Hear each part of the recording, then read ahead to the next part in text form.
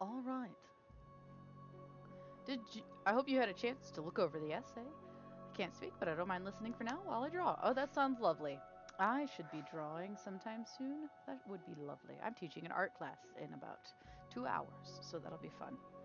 Nope, this is my first time. Usually, when things are going on, I'm busy at work. Ah, I understand. Well, welcome, and I'm glad you're here. Um, so it's all right if you didn't get a chance to read the essay, or the book at all. I feel like they're very standalone. You can learn a lot from them, even with a little bit of information. Just as a reminder, the book that this essay comes from is called Beyond Anger: How to Hold On to Your Heart and Your Humanity in the Midst of Injustice. Well, the essay we're looking over today is called I Take Up the Way of Letting Go of Anger. So this is sort of chapter 2 of the book.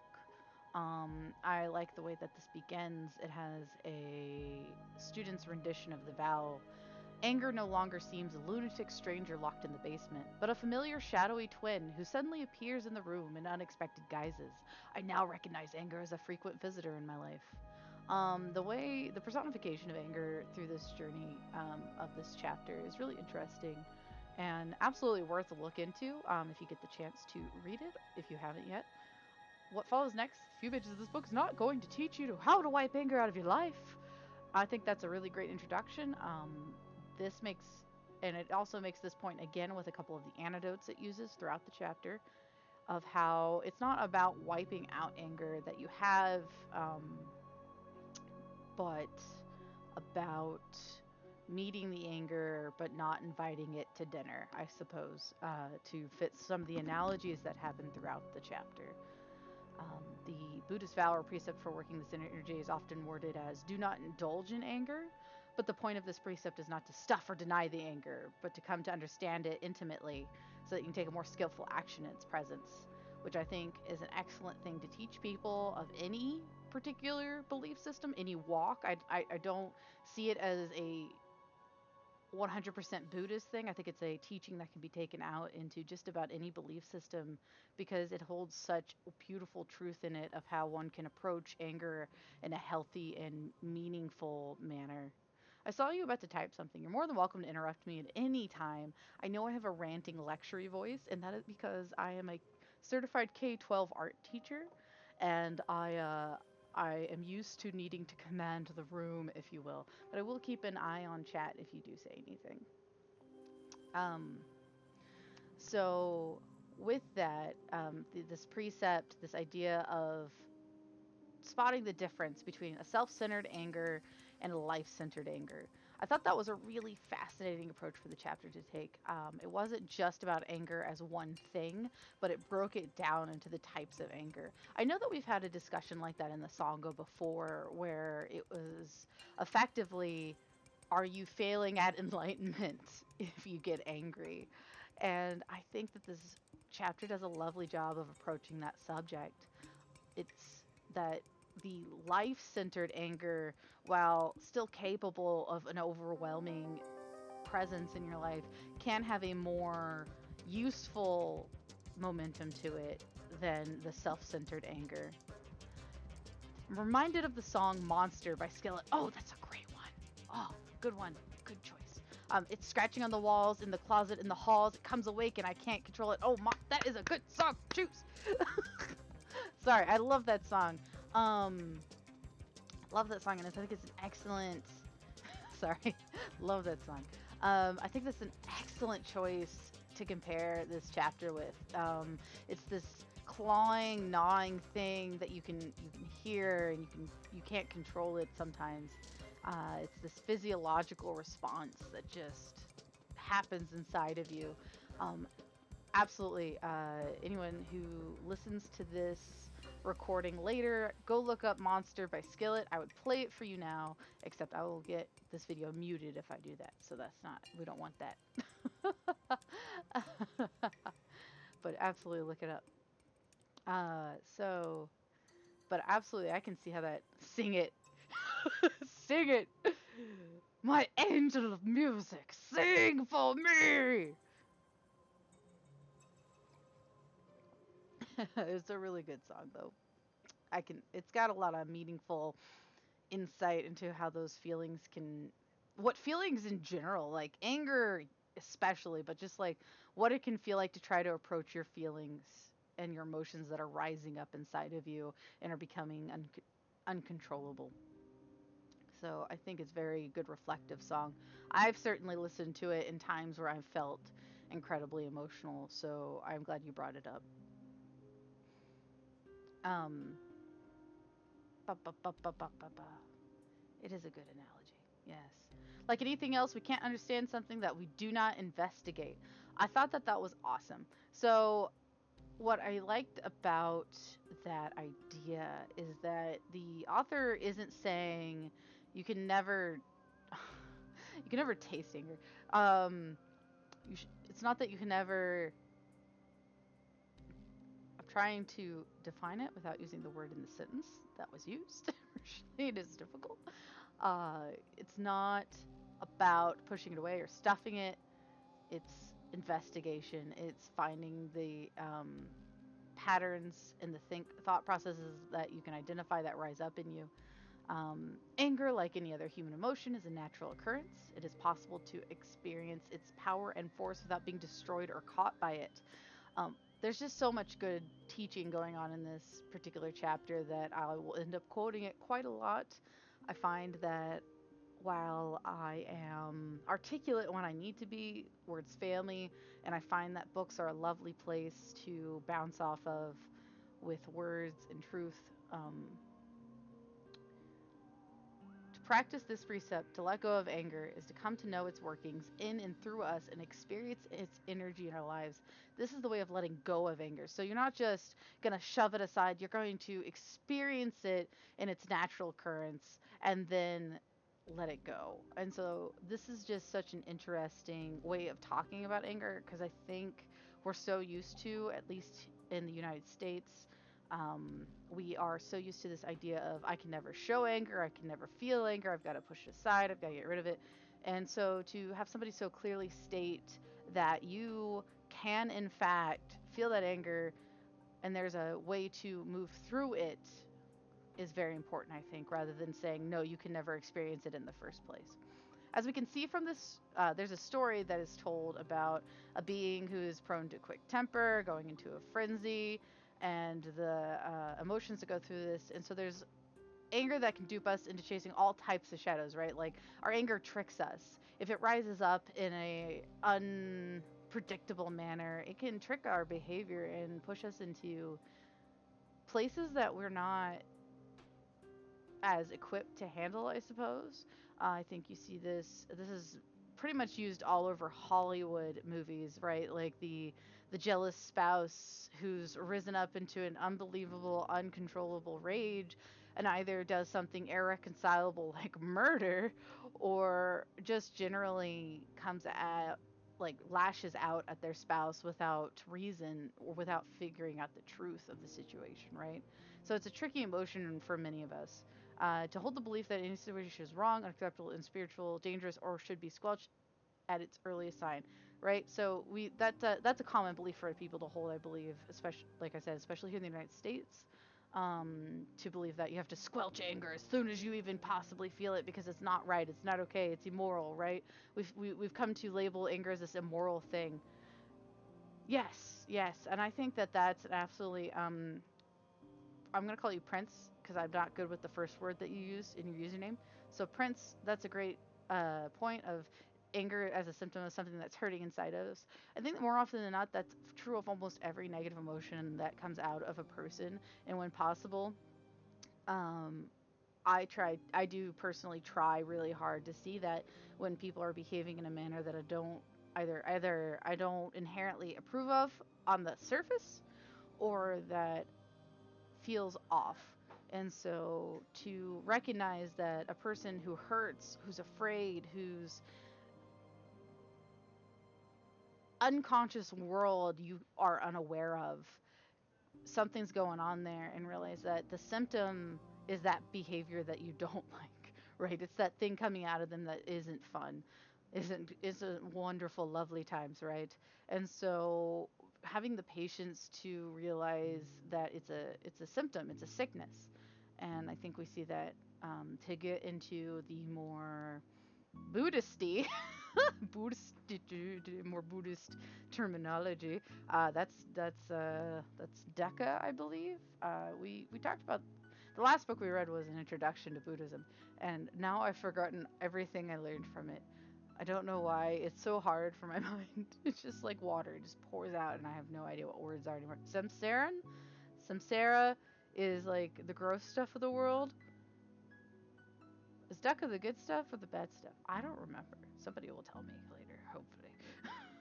But I know Samsara is definitely the bad stuff. We don't want that. Well, we have to do it. Anyway, Buddhism is weird.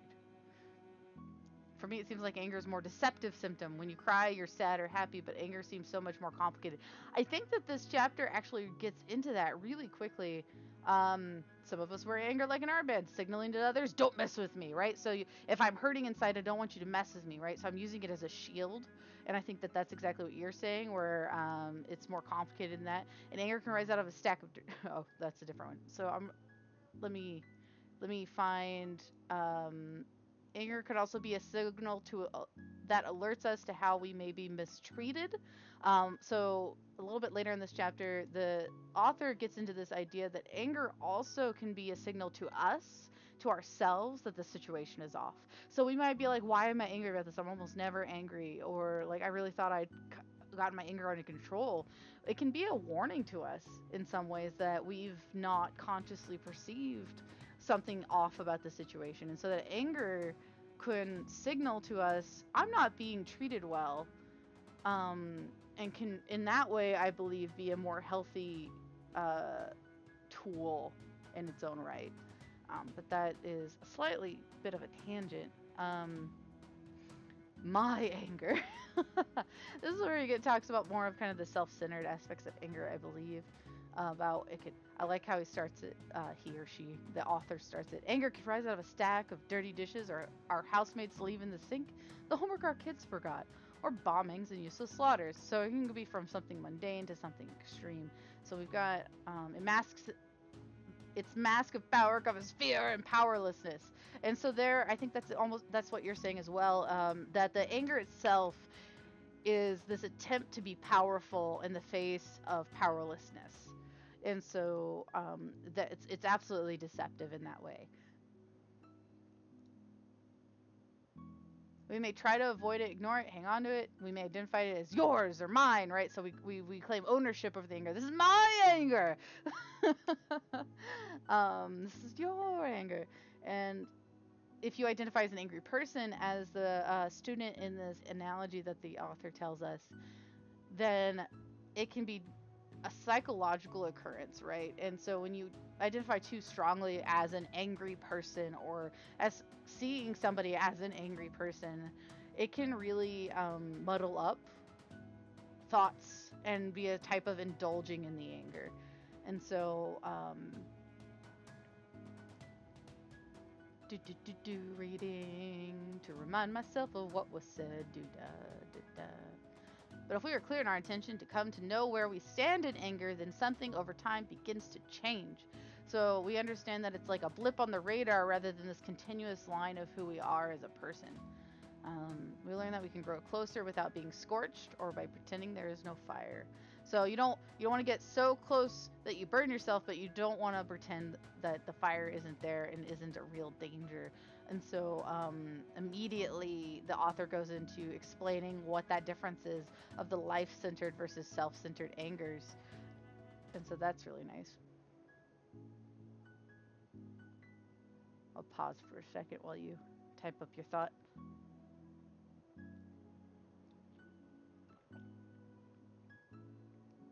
Take a drink of my minty tea here.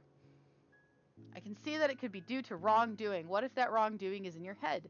You feel someone is ignoring you or suspect that they have bad thoughts about you. I think that's exactly what the author was talking about earlier. Let me skip back.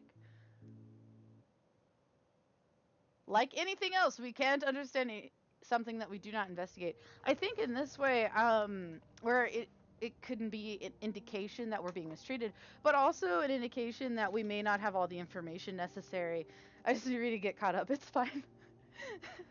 But also that, it can be an indication that we don't have enough information. A lot of anger can be born out of a lack of information, at least in my personal belief.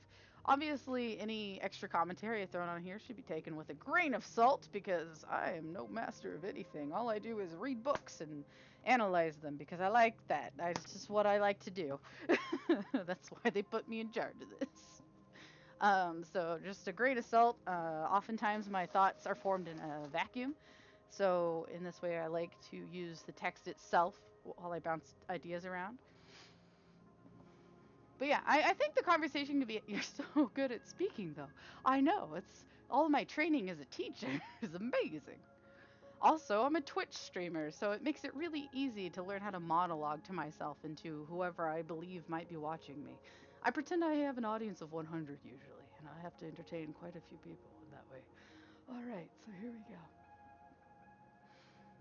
But yeah, I think that you've got a great point. You can feel these negative emotions based on what you're presuming another's behavior to be. But then you get into this whole so then that's where like to me Buddhism gets really difficult to discuss on in that way because ideally what that would really mean and beyond Buddhism because I never want to presume that anyone in this book it's funny, we're in a server called the Sangha, but I never want to presume that somebody's coming at these with a Buddhist belief system. So within Buddhism, but then I believe also with um, outside of it, it's important to not hold too many attachments to the ideas that you have from people. One of the greatest indicators or creators of discontent and frustration is a unmet expectation. As I went through therapy a few years ago, I found that one of the worst things that would bring me anger towards like my spouse or towards a friend or a sibling or whoever was this unmet expectation I had built up in my head, right? Un yes, right? So even if the and that doesn't mean it's positive or negative, right? You have an expectation of what their behavior means, what it's to do, what they should do, what they shouldn't do, right? And so I have this unmet expectation. If my expectation is that my husband should be a good husband who always does his dishes every single day without leaving them in the sink more than 5 hours, then I'm going to get really frustrated being married to that expectation. Does that mean that I stop having standards in the house? No. But it does mean that I'm not attached to that expectation. I would still encourage a good sense of cleanliness in the home, but my anger doesn't rise at it anymore because it's not an expectation I have tied myself to. It's not one that I feel that defines me or our home. Instead, I'm able to bring love and compassion to those scenarios. Am I always doing that? No. I don't I haven't mastered this yet. I'm working really hard on it though. This is one of the things I'm like consciously working on is being less mad at how dirty my husband can be. And I use him only because he is the most immediately close person in my life capable of raising up all of these negative emotions of me. It's funny how I can go about my day to day life with strangers and feel like I'm this perfect Buddhist of Zen, right? And then you're like faced with somebody who's actually close to you and they just boil inside of you like, I hate you. Why are you doing this to me? Would the anger produced by unmet expectation be part of the first noble truth, right view? Yes. Actually, that's an absolutely great comparison. I'm glad you brought that up, Prince. Prince, just to quote again, says, would the anger produced by unmet expectation be part of the first noble truth, right view? Absolutely. As we learn to attune our minds to the world and to the realities of the world, that expectations are an attachment, I think that is part of aligning your view. Um, as I've noticed, it seems in Buddhism, many things have like an are just an umbrella phrase that encapsulates a great deal of ideas. So having a right view is a complicated, um, it's a complicated series of steps. It's not just boom, I believe this one thing, I got the right view, done. That's not how it seems to work, unfortunately. Otherwise, I would be an excellent Buddhist. Um, I'd be done. I'd be enlightened. That would be great. I'm down for it. Okay, done, everybody. I'm enlightened. End of book club. I don't have to do this anymore. Um, no. So we have like the right view, right? And so that's a complicated thing. Wouldn't that be great? I would think it would be amazing, Prince. Oh, oh, it'd be amazing. Um, with the anger produced by yes, but I think in that case, it's almost just a matter of semantics, right? I've just chosen a different set of words to define things in order for them to be palatable to my mind. And somebody else says it a little differently. And so I think also not being attached to the way we phrase things is really important. This is a tangent completely aside from anger, everybody. If it were that simple, it'd be great. Uh, so not being attached too hard to the way we phrase things and realizing the flexibility of words and their usage, I think personally is an important part of our interactions with people as we learn together, but especially in somewhere like the Sangha, where I know a lot of people are from different places around the world, and our understanding of the English we're using here can be a little different. And so, where I say unmet expectation, frequently we'll read in Buddhist texts where it says attachment. Um, but when I was going through a lot of therapy a few years ago, I found that when I could realize what things had become expectations, whether they were positive or negative, it became a lot easier for me to deal with. Yeah. DBT therapy. Yeah. Yes, I had that too. Yay. Yay. Okay, tangent. Everybody should know. Des is of the opinion that everybody can absolutely find some value in therapy. Everybody should go. Go to therapy at some point in your life. You probably need it. Anyway, but beside that, Des had a whirlwind of a childhood. Crazy ride, right? So in adulthood, I've finally had the time to kind of deal with some stuff. And so, anyway, it's been lovely. Also, because of my wild ride of a childhood, I have some bad coping mechanisms that I have found a lot of solace in Buddhism and also therapy. And I find that it's oh yeah, some form of DBT taught in school would be a great idea, Prince. Oh yeah. Um, man, there's a lot of things I wish they taught in school. A lot of things. Taxes, how like all of the ins and outs of tax law. I kind of wish I'd known more about that before becoming an adult. Um, what was I saying? Oh, yes. Yes. Therapy. Therapy? Do it. It's good. Oh, yes. I find that a lot of the things taught in DBT are actually shockingly similar to the Buddhist path. And so that's why I try to talk about it pretty openly because I think that it has applicability beyond seeing it as just a like faith practice. It is just a good practice. Like it is it has worth beyond the word Buddhism like and so yeah, and so I was tentatively interested in Buddhism. I learned more about DBT, and then Buddhism itself became like this is how you turn DBT into a daily practice. Siddhartha Gautama is now my spiritual beacon. Yes, excellent. It brought me back. Also, there's a lot similar to Stoicism too. Yeah, so there's I think being open minded about that is really important, and I think that you can. So this is this. Let me just rant for a second. I'll tell you this is what brings me to book club, is that I think that there's truth everywhere, right? I think there's truth hidden in the pages of just about every book that I can get my hands on, and so I find it lovely to hopscotch between both Buddhist texts and more secular texts. We've been sitting very since we started having the book club here in the Sangha. I have kept it very Buddhist centric, but in the past when I've held this book club and other servers and in other platforms, we have had a more secular book selection, and I believe that it had a lot of lovely Buddhist truth within it. It's just having the open mind, I think, to see that the nuggets don't have to rely on the full context if it doesn't. I don't know. It's just I'm not saying pick and choose necessarily. It's a little different than that. But coming from like my Christian upbringing, if you will, uh, it's that truth is true no matter where it's said, and that's kind of where I sit. Stoicism is like ancient Greek Buddhism. My name, Aurelius, is inspired by a Roman emperor who practiced it all his life, which helped him become a great virtuous ruler, says Prince. Or Aurelius Prince, for those of you who can't see Discord right now. Yeah, that's a great pattern to look towards, I think, is a little like ancient Greek Buddhism. Yeah, Stoicism is. Truth is truth. That is our motto. That is our secret motto here in book club. And now that you've attended book club, and you know the secret motto is truth is truth. It doesn't stop being truth just because a hobo said it. I say in a lot of our famous philosophers that we know about are hobos. Anyway,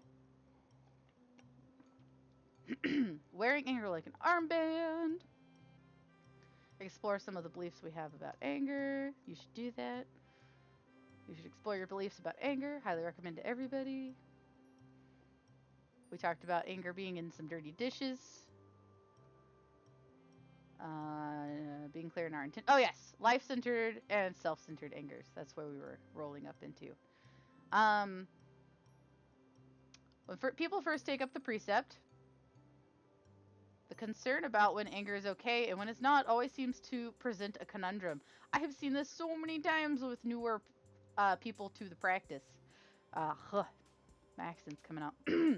When people first take up, so I see this a lot when people first come up into the practice. I think most of us would like a tidy list of appropriate angers and inappropriate angers, but when are the emotions of the life situations ever that simple? Prince and I just talked about that. Wouldn't it be simple and great if I just had to do X, Y, Z, and boom, I knew I'm already there. I'm done. All right, like this list. I like things to be clean cut like that. The key is really to know whether the anger motivates action that benefits the well-being of others, or if the anger motivates actions that are hurtful to others and only interested in self. So one action we can say is life-centered. The action of we can call self-indulgent. Life-centered anger has the power to be open and transformative. It can serve as a wake-up call. It rises and falls quickly and is never held on to.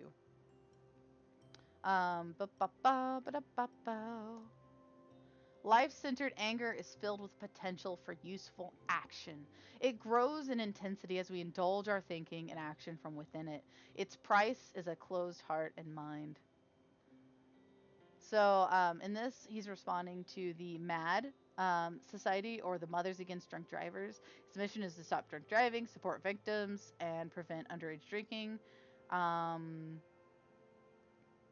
However, and additionally, this anger towards, this rage towards these actions and these events that have happened have caused activism that has resulted in the passage of federal and state anti-drinking laws, which have contributed to saving many lives. So in that way, we would call that a life-centered anger, right? Like that anger is not self-serving. It is a life-centered, motivating anger to bring about healing and safety to others, right? Life Then he talks about life-serving anger's power. It's a clear example of the difference between somebody take this story to illustrate how enlightened the old man was, that he didn't become angry even when his poor fellow barged his way into his hut.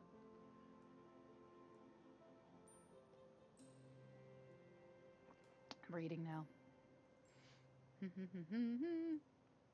When anger's energy is self-centered, it can alert us to situations that go against our deep sense of what serves life.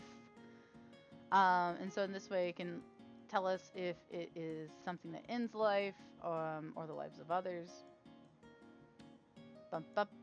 This author in this chapter uses a ton of analogies, and I don't want to go over every analogy because I think that it can be a little overwhelming. I know that when I first read this chapter, I had to reread the pages, the sections, like 3 or 4 times before I fully absorbed them, because it was just like analogy, story, and I was like, this is too much, too many stories for Des. I want one story. So I had to read it a few times before it all sunk in. When we do pay attention, the open, free flame transforms into powerful energy that ignites skillful action. Oh, I like that. The response to circumstances, they truly present themselves in the present time. Anger can also be a signal that alerts us to how we may be mistreated, which is something I was bringing up earlier, Prince. of it can shine the light to the unacceptable. It can show us abusive situations. It can be a gift, a trigger to remove ourselves from the situation. But as I said earlier, at least here in the United States, I know that I've experienced this covering up of anger and not allowing ourselves to experience it, blaming ourselves for a misconceived notion and rather than take care of the situation we've been motivated to handle through the anger. Um, then he goes into an account from a battered spouse. When we measure our well-being by extent to which we maintain our requirement. Oh, here we go. This one's good. This is a good sentence. Oh, you're gonna type something. I will wait.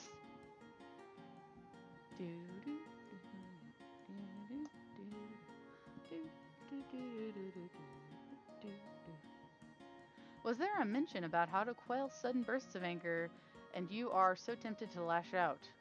Asks Aurelius Prince. I cannot recall at this time. I would like to come back to your question. Um, I do know that as a.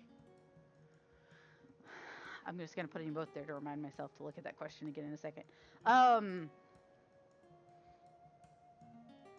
Yes, DBT therapy does have you wait. And in this way, I think that's where mindfulness meditation itself is a very has a very broad application to these sorts of wild emotions. So by practicing our mindfulness, by practicing in meditation, we see the anger as it arises, right? The burst typically isn't going to be as much of a burst if we are in the present moment with ourselves and with the situation. Um, I know, like, even when I've had suddenly I'm in pain, anger doesn't necessarily rise so much as like that's a lot of pain I'm in, and I'm just aware of it. So, um, short of an incredibly immoral situation happening in front of me, there's not a lot of things I can think of where my burst of anger wouldn't be life centered, if that makes sense. If I saw somebody like take a baseball bat to a kid, that burst of anger doesn't need to be quelled or let go of. I need to go stop that person from beating this child with a baseball bat, right? That's just I need to take the motivation offered to me by the anger and go handle it. Um, but the rest of the times in my life where I'm like, if I'm angry at my husband, if I'm angry at a friend or a coworker or a, a, a client, or if I'm a guest at my workplace, oftentimes, if I've been practicing my mindfulness meditation and my sense of being present in the moment, there are no bursts of anger. That's all, I'm very aware of the rising and flow of the anger, and I can let it pass through me, and I accept that awareness and can move past it if I'm like on point. I'm not always on point, but if I'm on point, that's what happens. And this has been true in a lot of variety of work situations I've had. I've worked at Starbucks, I've worked in a middle school and a high school, I've worked in a community center, I've worked for Walgreens. Um, I've worked in a variety of situations with a variety of people, and in all these cases, if I'm really aware and present in the moment, no matter how outlandish the behavior that spurs the anger inside of me, it very rarely comes at a surprise if you are being mindful and aware of yourself and and what's going on in your brain place. Granted, situations will take you out of that awareness and mindfulness. They'll definitely grip you from the present. Those situations absolutely happen. But practice usually makes it easier to get back into it.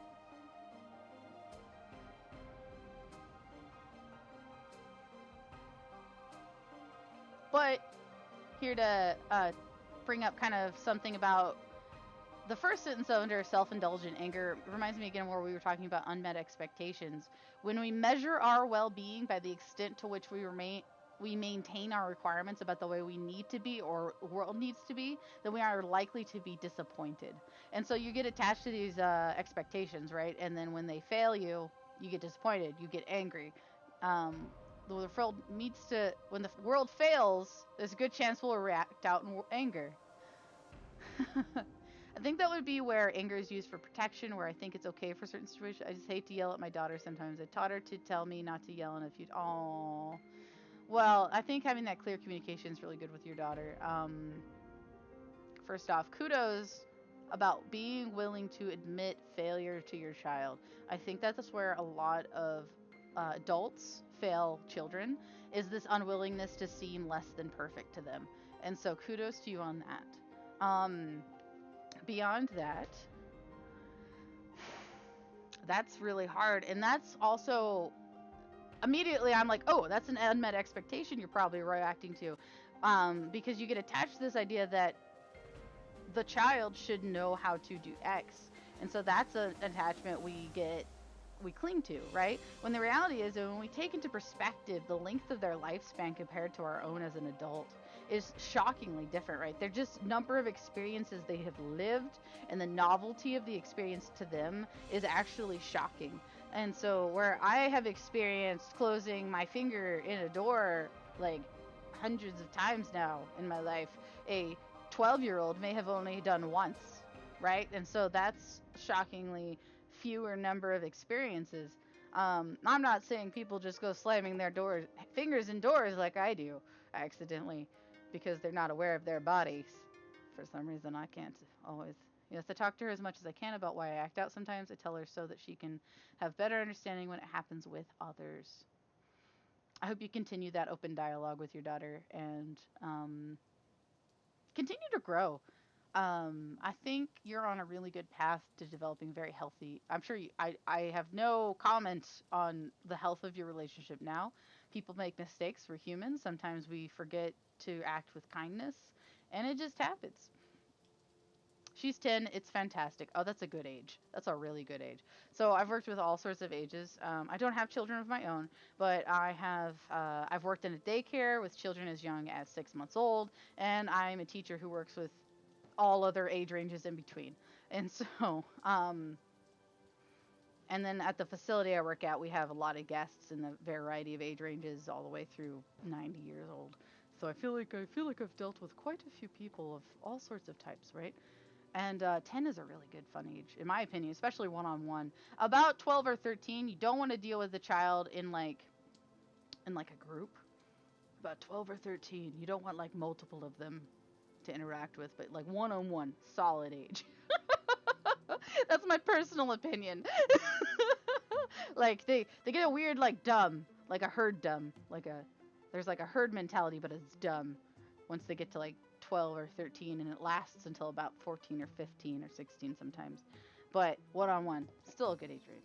Um, I don't know why. Bless you for that. I can't imagine being surrounded with 13-year-olds. I'm very fortunate. I work in a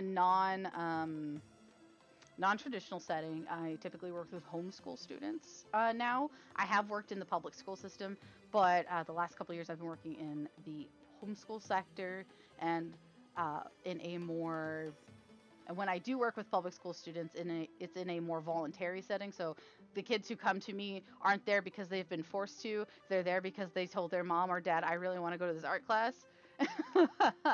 And so it already eases a lot of the interaction because there's no like tension with them of like, I really don't want to be here. I don't know why I'm here.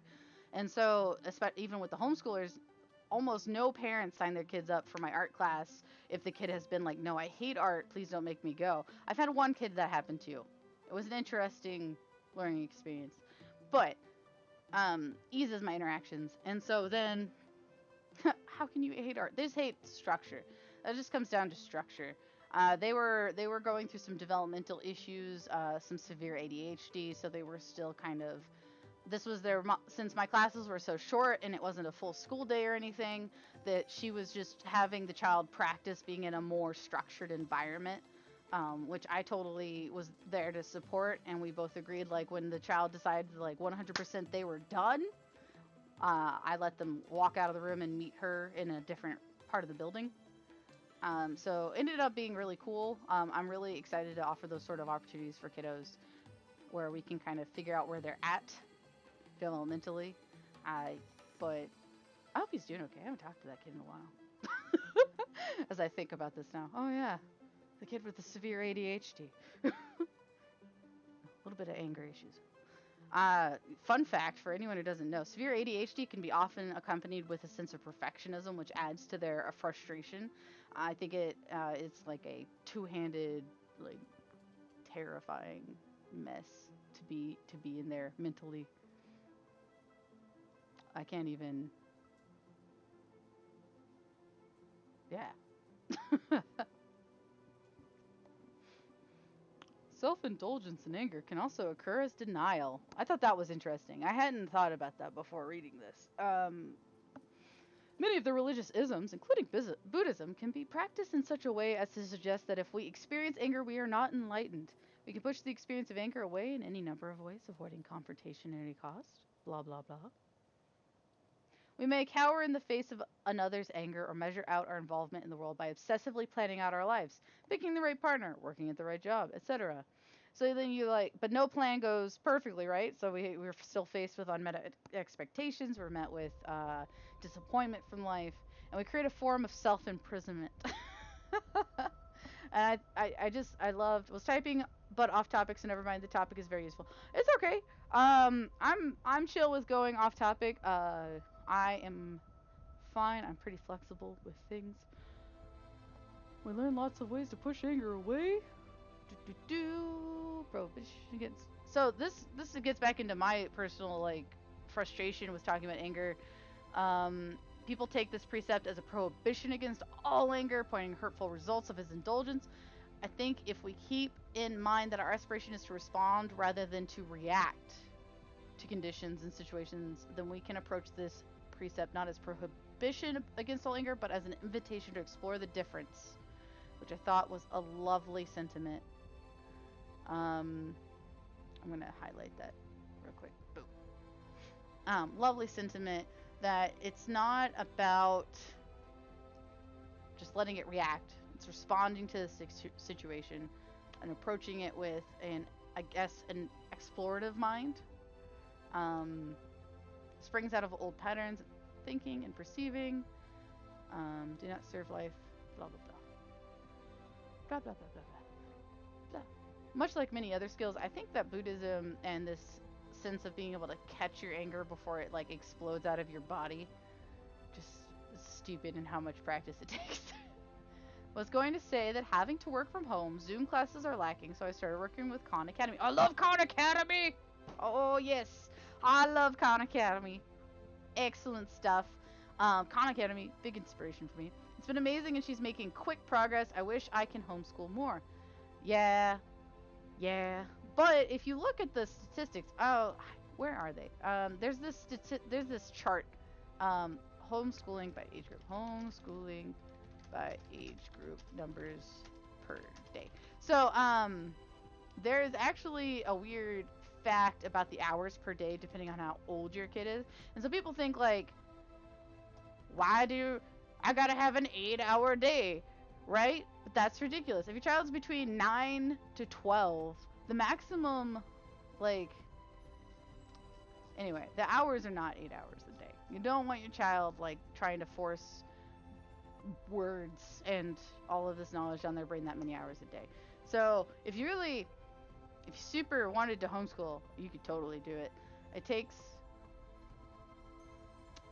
I could go on about how I think homeschooling is a great idea, and I wish everybody had the financial capacity to pull it off. Based on what you're saying, though, I surmise that possibly you're temporarily working from home. This isn't a permanent situation. So, um, yes. So catching your anger is one of the things that definitely makes DBT and Buddhism very similar prints. Um, yeah. So, yeah, I surmise that's a temporary situation for you. So, sorry to hear that, but I'm really glad to hear your kids taken to Khan Academy. They have some excellent materials there. Hashtag not sponsored, but guys, check it out. If you want to just learn some junk, I've used it when I was teaching in the public school and I had to get some art history into some of my students. I would assign them videos to watch on their own time and write like a couple of responses to or something. It's good. It's good material. It's good stuff. There's a couple who does some like tours of paintings from museums and stuff. It's a cute little series. if you like art history. So the practice. What was that? There's a tours. There's a couple who has videos on Khan Academy in the art history section, and they talk about a lot of paintings and stuff, and their commentary is pretty good. So I like them. If you're into art history and stuff, it's pretty worth a look.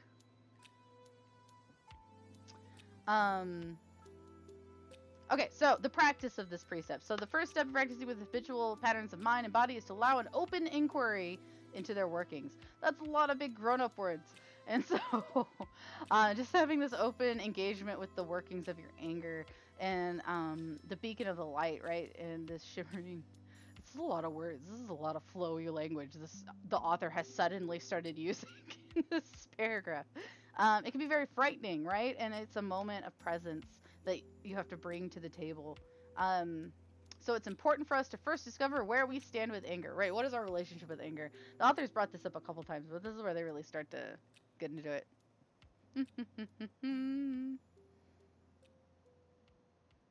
Yeah, they did. They were suddenly very inspired by writing. I agree, Prince. That's probably what happened. Sudden burst of writing inspiration. Like, I know all the words now. um, yeah, that's a good part. And then I think, yeah, we're getting the last two sections. So the last section is a theoretical conversation that I'm not actually going to go over personally. And then this one section of deepening the inquiry, I only had a chance to read once, so bear with me. The other sections I read like 3 or 4 times to try to absorb them, and then this section I've only had the time to read once, and so right off the bat, the author suggests becoming curious about what triggers your anger as you go about your daily activities. So, for instance, Prince, as a parent, you can, I believe, break down into a category, probably even make like a paper list if you really wanted to, if you're into that sort of thing. List making, I often do that. That's how I work through thoughts. Is setting out like what are the exact actions that are bringing you to those moments of bursts of anger. Um, there's a What events set anger into motion for you? Someone cuts you off on the freeway. Your daughter throws a hot air balloon at your head. I don't know.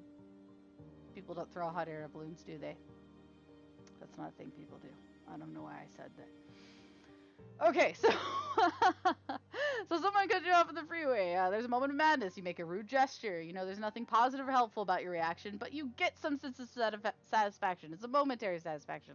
I imagine it's the same when dealing with children or even other human beings. We see a lot of videos anymore on the internet of customers just going haywire, right? Like they just yell at the customer service representative, and they just like lose their minds, and it's a momentary satisfaction on their part, but it'll be taken away, right? It takes, but you have the intention to be open, observant. You'll begin to pick up what thoughts are present when the energy arises.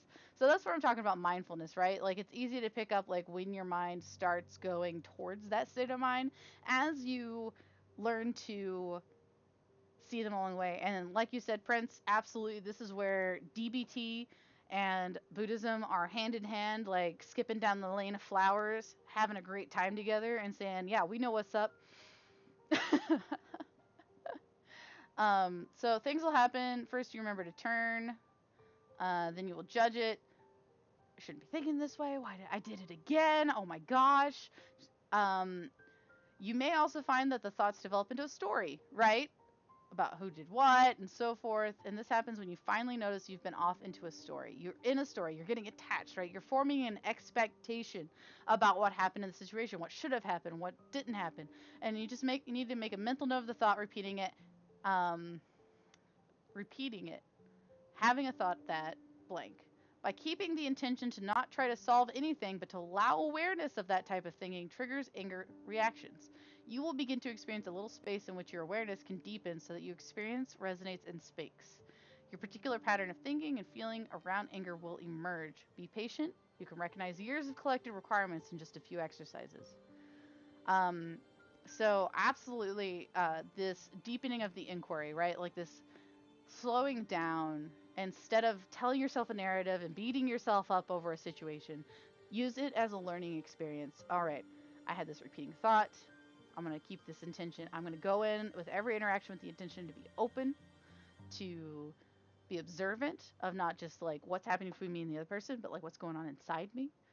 And so that you can recognize these requirements in your head that you've worked on, these expectations, these attachments, whatever words you want to use. You get into that. And he tells a little analogy about a coworker. Post office was practicing observing anger when people criticized him.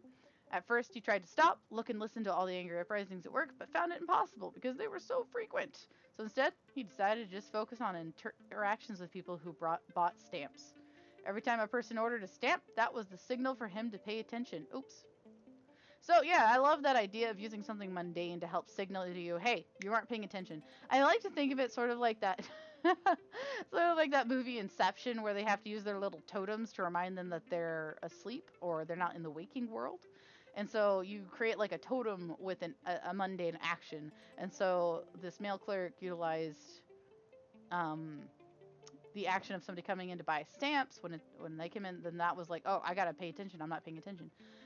If he was criticizing the counter, he hit the jackpot. If not, he would just move on to the next person. Over time, what was interesting was that by not imposing an impossible task on himself, he naturally began to observe his reactions to criticism with people who ordered priority mail or had complaints about their delivery. Once engaged, the beacon of light of attention lights up our object. It begins to spread wide.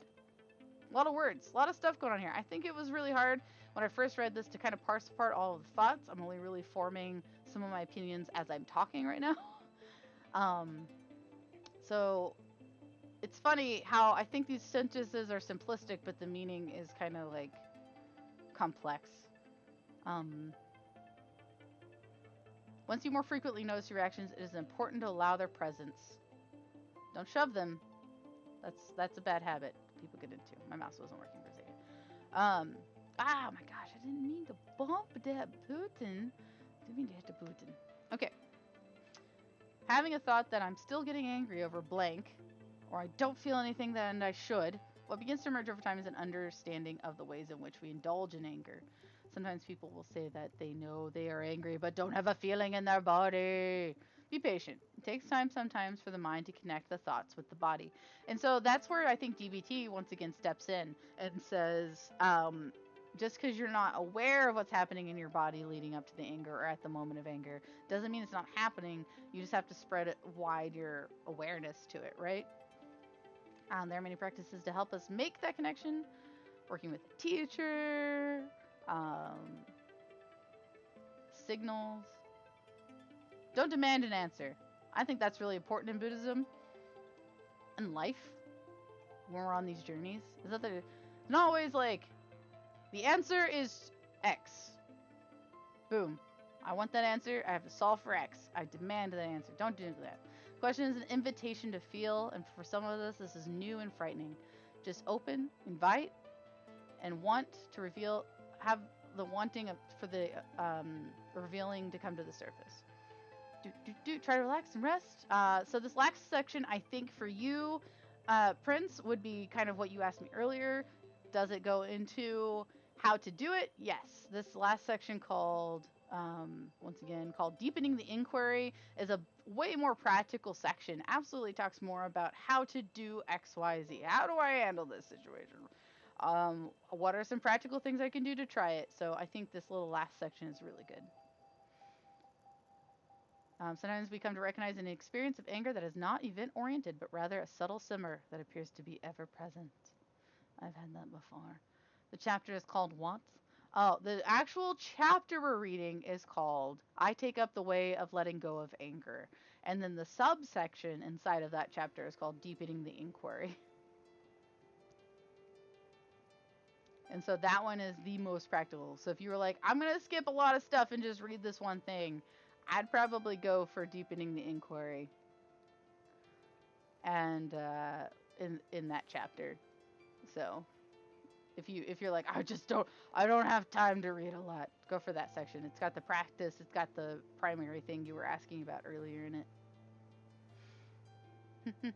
If you notice this when you are waking up, it may blah blah. Yeah, it's very practical advice now. It's just As our ability to be present in the experience of what we are calling anger develops, the label of anger itself disappears, and what we are left with is just a sensation of energy, which I think is a beautiful conclusion for this to get into, right? It's this is like this realization that anger is, you can just be quantified as a type of energy that motivates us and pushes us into an action, right? And so, oh, so interesting. Yes. And then over time, we find that we can be quite still and calm in the middle of the storm. We will begin to feel a sense of open space and subtle changes as the energy moves and transforms, and finally is no longer something we label as anger. And so, I just a gorgeous ending to this section to me. I know that there's technically that conversations that happens next, but I don't count that as the ending as the chapter personally. I'm biased, but this gorgeous ending of that the anger is a sensation of energy and that it can move us and it can transform us, or we can push with it and use it to our advantage or be calm in its presence.